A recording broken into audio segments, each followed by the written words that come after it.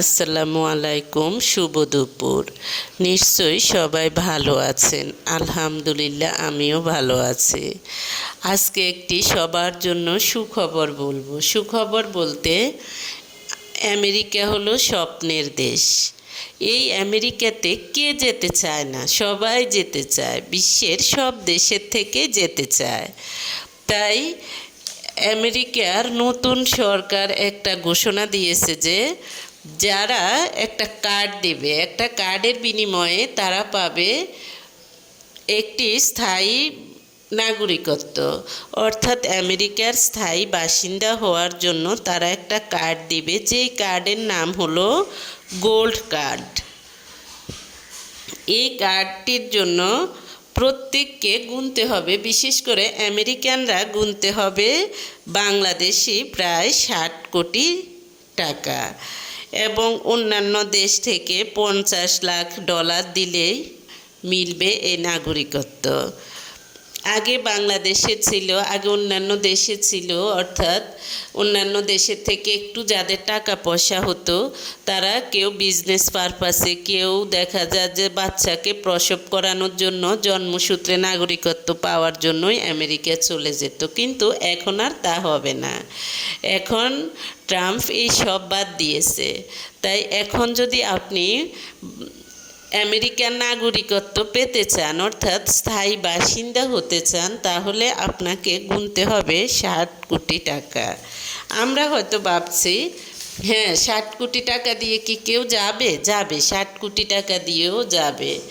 এখন দেখা যায় যে বাংলাদেশের বিভিন্ন এমপি মন্ত্রী বাংলাদেশ থেকে যাবে, এই ধরনের লোক, কারণ এদের পকেটে টাকা আছে ওই রকম। তারা পালানোর পথ পাচ্ছে না। তারা এখন 60 কোটি টাকা দিয়ে আমেরিকার স্থায়ী বাসিন্দা হতে পারবে। সবাই বলে ট্রাম্প বোকা। আমি মনে করি ট্রাম্প হলো ট্যালেন্ট। ট্রাম্প তার দেশকে স্বাবলম্বী করার জন্য সে টাকা নেয়ার ফাঁদ পাচ্ছে। সেই ফাঁদেও সে কিন্তু সফল হবে। সে তার দেশের দারিদ্রতা দূর করার জন্য, ঋণ পরিশোধ করার জন্য সে কিভাবে টাকা উপার্জন করা যায়, সে কিন্তু আশার পিছন দিয়ে সে এই সিস্টেমটা শুরু করে দিয়েছে। তার দেশের মানুষের কিভাবে উন্নয়ন করা যায়, তার দেশের ঋণ কিভাবে পরিশোধ করা যায়, এজন্যই সে কিন্তু মোটামুটি পদক্ষেপ নেওয়া শুরু করছে। আর বাংলাদেশের কোনো সরকার আসলেই তারা শুরু করে অমুক জায়গার অমুক স্থানের নাম চেঞ্জ করতে হবে, তমুক স্থানের নাম চেঞ্জ করতে হবে, তমুক প্রতিষ্ঠান ভেঙে নতুন করে বানাতে হবে। এগুলো কোথা থেকে আসে? এই টাকাগুলো সব তো জনগণের পকেট থেকে যায়। দেখা যায় যে বাংলাদেশের বেশিরভাগ মানুষ হলো সাধারণ আয়ের মানুষ। সাধারণ আয়ের হলো 90%, বা যা হোক 70% ধরি, বাকি হয়তো বা কিছু দেখা যায় যে তারা বিভিন্নভাবে ঘুষ নিতে পারে বা অবৈধ উপার্জন করে তারা বাড়ি গাড়ি বিভিন্ন সম্পদ করে। আর না হয় যারা দেখা যায় যে সৎ ভালো, এরকম মানুষরা মোটামুটিভাবে জীবনযাপন করতে হয়। তারা না পারে মা বাবার ফ্যামিলি কে সাপোর্ট দিতে ভালোভাবে, না পারে বউ বাচ্চার ফ্যামিলিকে সাপোর্ট দিতে। তখন এই ধরনের পুরুষগুলা থাকতে হয় হিমশিমের ভিতরে। বাংলাদেশে যারা সরকারি চাকরি করে তাদেরও হয়তোবা আগের তুলনায় বেড়েছে, কিন্তু তারাও যারা সৎ তারা এখনও হিমশিম করে চলতে হয়। কিন্তু বাংলাদেশের কোনো সরকার কি এগুলো ভেবেছে? মানুষ কিভাবে চলে, তারপর শিক্ষা ব্যবস্থা, বাংলাদেশের শিক্ষা ব্যবস্থা, প্রত্যেকটা শিক্ষা প্রতিষ্ঠানে দেখা যায় যে কিভাবে যে তারা টাকা শুষে নিচ্ছে, এগুলো দেখার মতো কেউ নেই।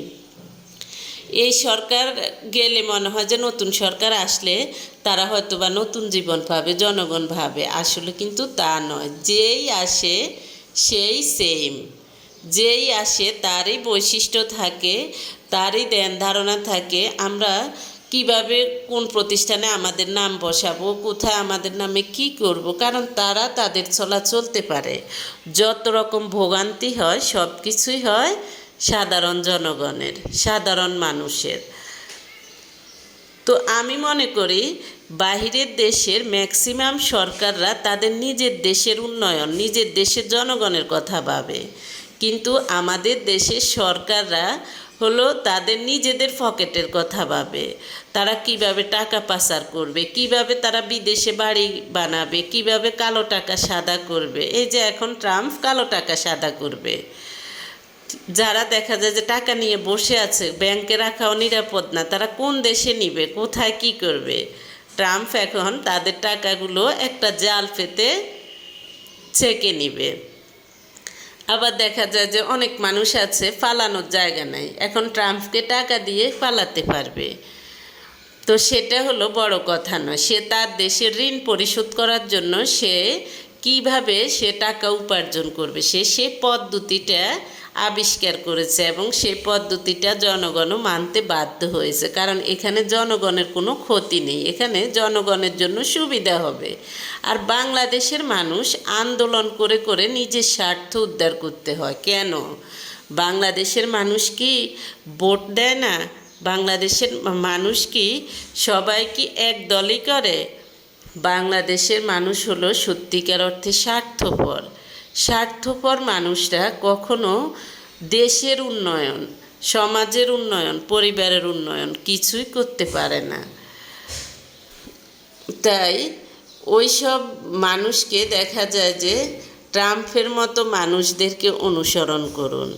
ওবামা, তারপরে ইতালি, ফ্রান্স, এসব দেশের সরকাররা কিভাবে নিজের দেশের উন্নয়ন করতে পারবে সেই চেষ্টায় থাকে। কিন্তু বাংলাদেশের সরকার যেই আসে সেই থাকে, সে কিভাবে তার নাম বসাবে বিভিন্ন জায়গা, বিভিন্ন সড়কে, বিভিন্ন প্রতিষ্ঠানে, কিভাবে তাকে উপাধি যাতে বিশ্বের মানুষ চিনে।